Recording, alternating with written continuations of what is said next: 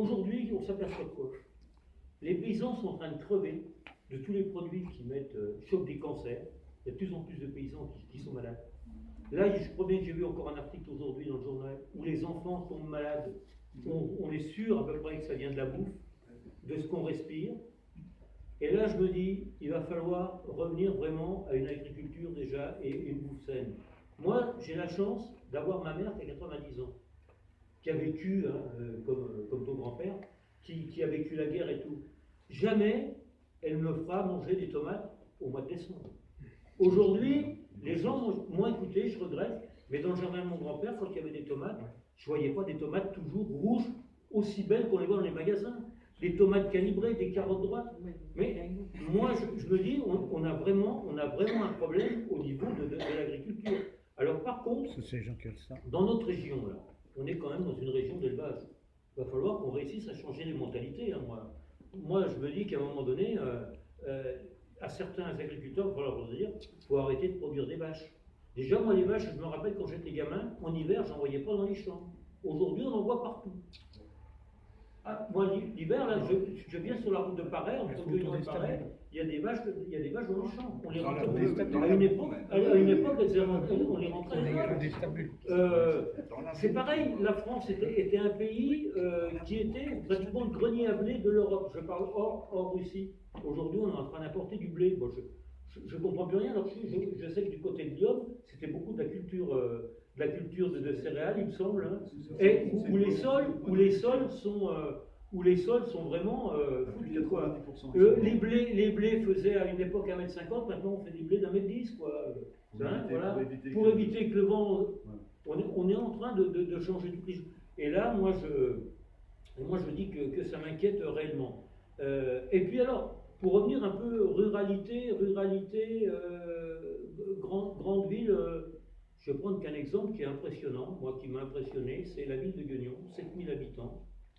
Il y a 2000 personnes tous les jours qui viennent travailler à Guignon. Ça fait 2000 personnes qui rentrent dans Guignon pour venir travailler. Et il y en a 1000 qui sortent pour aller travailler ailleurs. Vous vous rendez compte un peu la masse de gens qui se déplacent. Alors, dedans, il faudrait peut-être qu'on regarde. Je suis sûr qu'il y a des instituteurs qui viennent de Paray pour travailler à Guignon, et puis des instituteurs ou des professeurs de Guignon qui vont travailler à Digoin ou à Paray. On est dans un monde, on marche totalement sur la tête.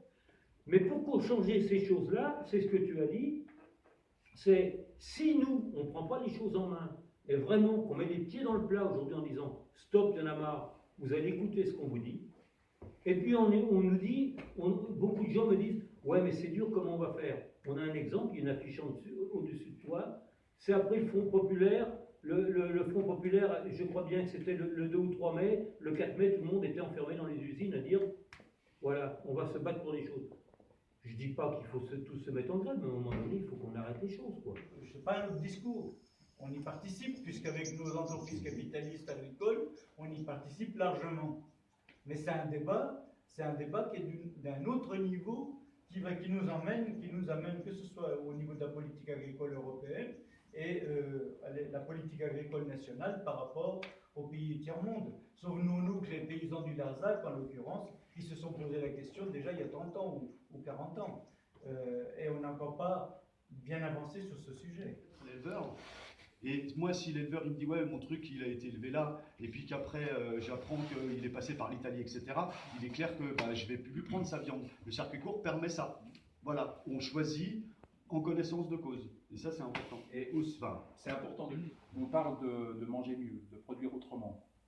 Faut forcément changer des choses, mais changer, j'en parlais tout à l'heure, il y a des réglementations bien sûr à changer, c'est obligatoire, ça. Il y a le côté politique qu'il faudra renégocier. Mais après, ça c'est pour garantir aussi la vie du producteur, donc avec des prix rémunérateurs. Des prix rémunérateurs, ça veut dire que les gens, la population qui achètera ces produits, il faut bien sûr qu'elle puisse les acheter. Il ne faut pas forcément qu'on tente toujours à aller vers le poulet le moins bon parce qu'il est le moins cher.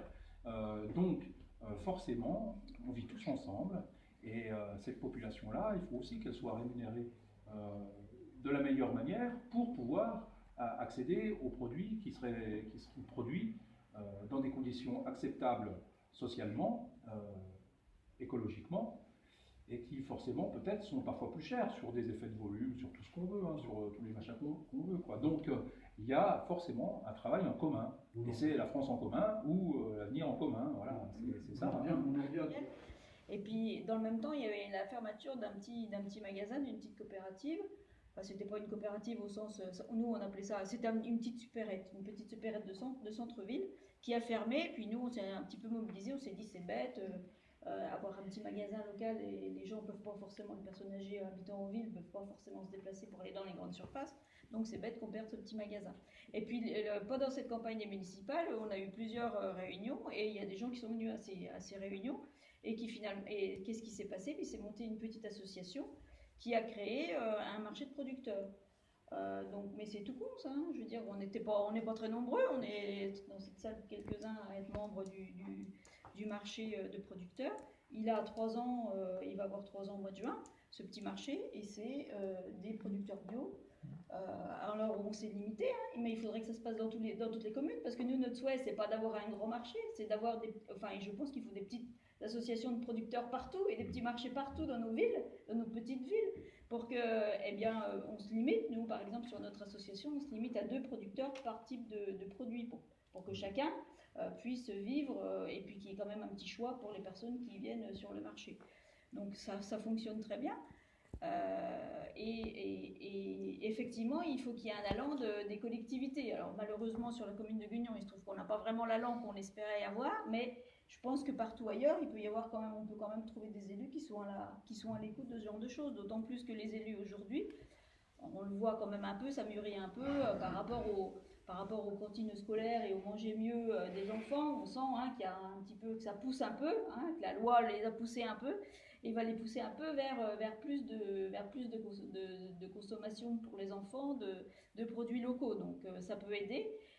Je pense qu'il y a du travail à faire. Et ça, c'est très simple, effectivement. C'est très simple à mettre en place.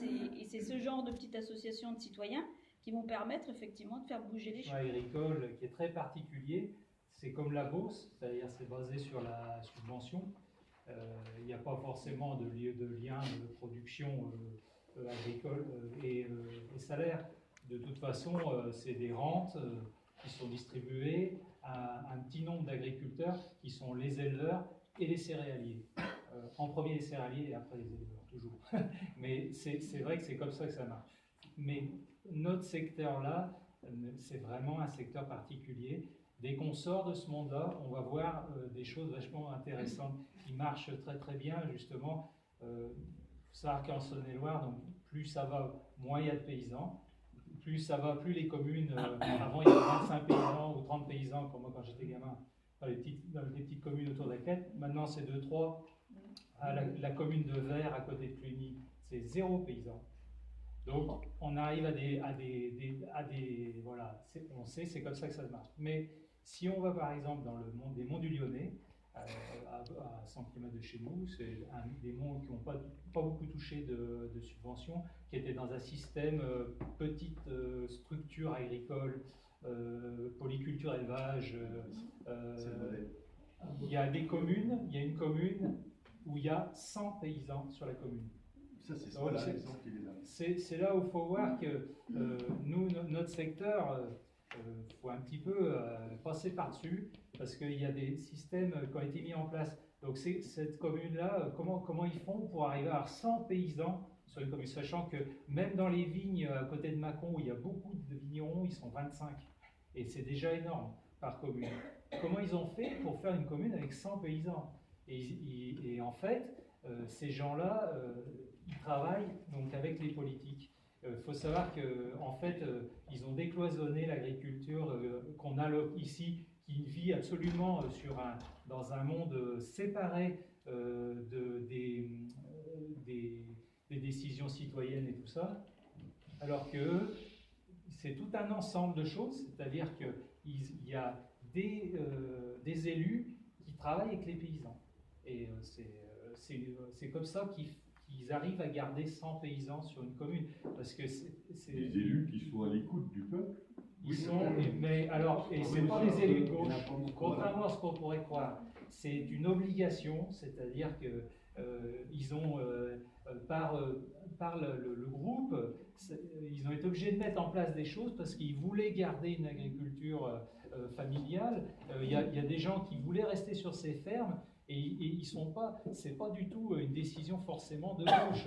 C'est aussi des décisions par rentabilité, par fric, hein, pour l'argent. Il y a des gens qui se disent, mais attendez, aujourd'hui, moi je suis paysan, mon fils il va aller bosser ailleurs, moi ma famille c'est terminé, je suis le dernier, puis après c'est fini. Donc il y a aussi des gens qui ont fait ça, et il y a plein d'endroits en France où il y a des structures, et pas forcément que agricoles. Ça peut être sur le monde du bois ou des scieries coopératives ou des choses comme ça, où des gens vont travailler et ça englobe, on ne peut pas fonctionner comme on nous a expliqué en cloisonnant. C'est à la descendance, c'est ce qu'a fait Hitler dans son organisation, avec chacun travaille l'un côté de l'autre sans se parler. Ça ne passera pas comme ça. Si on veut arriver à remettre ça en place, il faut que les paysans, les citoyens, les consommateurs, c'est un peu ce qu'on disait, ce qui s'est dit un peu depuis le début. Il y a forcément, ce ne sera pas chacun chez soi. C'est obligatoirement un groupe qui va travailler ensemble. Et ça marche pas naturellement. Hein. C'est pas quelque chose qui est si difficile à mettre en place. Ces communes-là, elles ont pris des décisions, par exemple, d'interdire les zones commerciales à l'entrée de certaines villes. Ça a été quelque chose qui est très bien passé dans la population.